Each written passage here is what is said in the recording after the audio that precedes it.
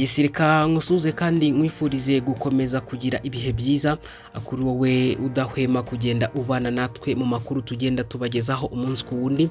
Hanyuma kandi ndagushimiye wowe wamaze kugenda ukanda kuri subscribe ugafungura n'inzogera niba nawe ari ubwa mbere ugeze ahangaha. Turagusaba gukanda kuri subscribe warangiza ugafungura n'inzogera ubundi munyemerere ngiye mbagezeho aya makuru, ariko munyemerere duhere ku bihuha byakwirakwijwe mu kwezi gushize mu bitangazamakuru bigiye bitandukanye, ubwo byavugwaga ko Ububiligi bwohereje abasirikari 300 kugera kuri 400 mu ntara ya Mainema kugira ngo bongerere ingufu cyangwa se batere ingabo mu bitugu DRC. Ngira ngo ibi byose nibyo tugiye kuza tugarukaho muri aya makuru.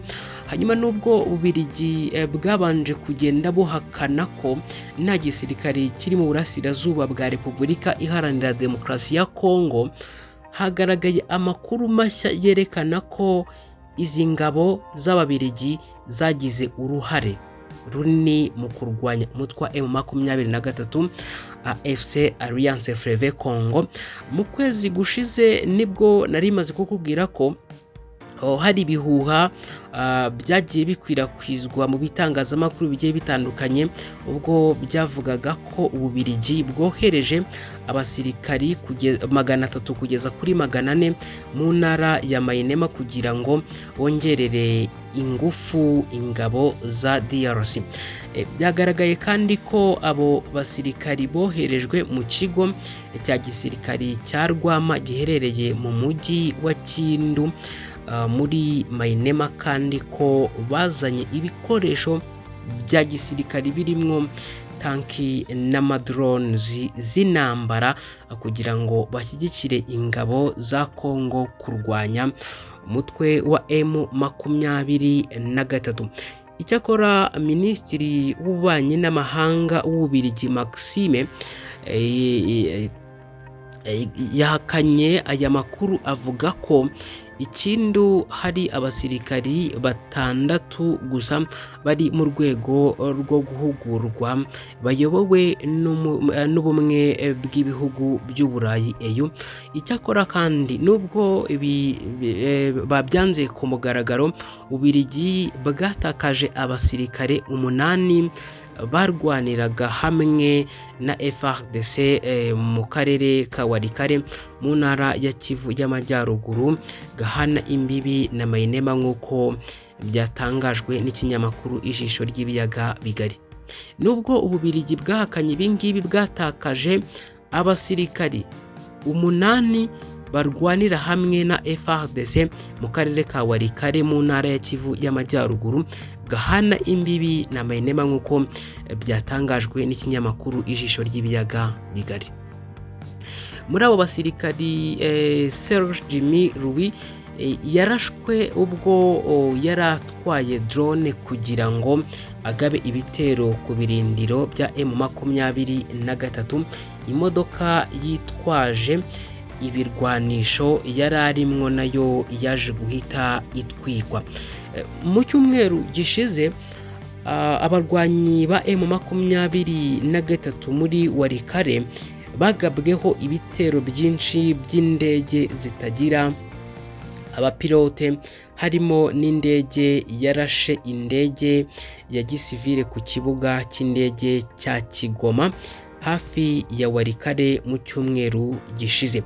Amakuru kandi aturuka muri Walikale yemeza ko drone zikoreshwa muri ibyo bitero ari Ababiligi kandi zoherejwe kwirukana abarwanyi ba M23 muri kariya karere gakungahaye ku mutungo kamere nka Korota, ariko M23 iherutse kurasa 2 muri izo drone.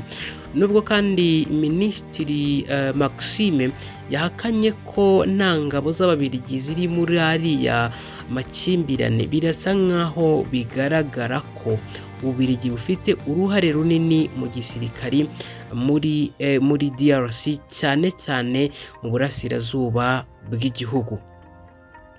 kuva tariki ya 17 Werurwe 2025 indege ya gisirikari yo mu Bubiligi Falcon 8X yahagurutse i Buruseli yerekeza i Kinshasa mbere yo gukomeza i Kindu. Bukeye yasubiye i Kinshasa ku ya 20 Werurwe ku ya 21 Werurwe. Iyi ndege yari itwaye abantu 16 yasubiye mu karere k'ibiyaga bigari igwa i Bujumbura.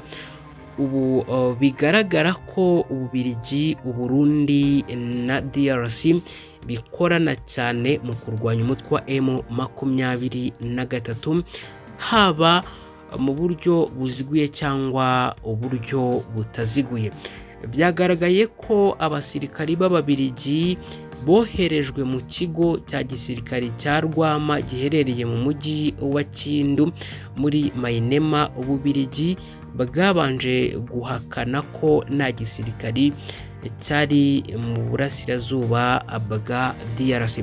Hanyuma kandi unkundire nkugezeho update nayo itugezeho muri aka kanya, nkubwire ko uyu mutwe wa M23 nyuma yo gusubira inyuma ihuriro ry'ingabo za leta ya Repubulika Iharanira Demokarasi ya Kongo ryasubiye mu mujyi wa Walikale nyuma yo gusubira inyuma kw'ingabo za M23 zari zimaze iminsi ziwugenzura.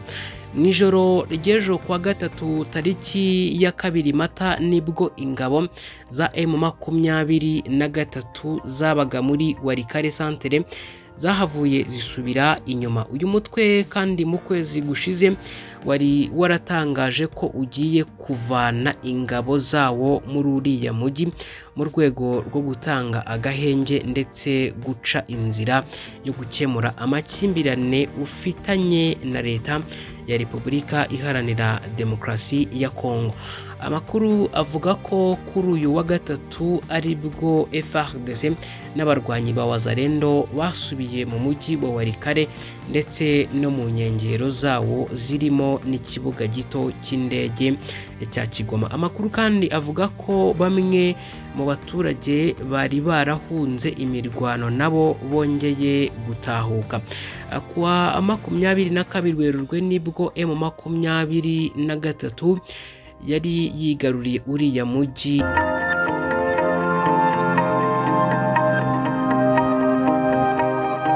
yo kuwirukanamo ihuriro ry'ingabo za leta ya Kinshasa. Uyu mutwe ntacyo uratangaza kukuba ingabo za leta zawusubiyemo nyuma yo kuvamo. Hanyuma reka mashimire kandi mbifurize gukomeza kugira ibihe byiza, dukomeze kubana mu makuru yacu akurikira. Assalamu shalom shalom.